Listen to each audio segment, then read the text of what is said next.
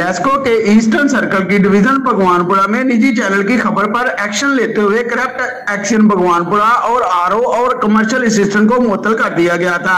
लेकिन नए आने वाले एक्शन नसीर अहमद ने आते ही अपने दफ्तर को आवाम और मीडिया के लिए ममनू करार दे दिया। किसी ने बिल ठीक करवाना हो तो एक्शन साहब अपने स्टाफ को यह हुक्म देते हैं कि किसी को ऑफिस ना आने दिया जाए। कोई भी बिल ठीक करवाने आए तो साफ मना कर दो। मीडिया के नुमाइंदे ने एक्शन नसीर अहमद से राब्ता किया तो उन्होंने बात न की और फोन बंद कर दिया। मीडिया का काम होता है कि शिकायत की सूरत में अफसर को आगाह करे। एक्शन नसीर अहमद ने तो मौकफ नहीं दिया और ना ही ऑफिस जाने की किसी मीडिया नुमाइंदे को इजाजत है।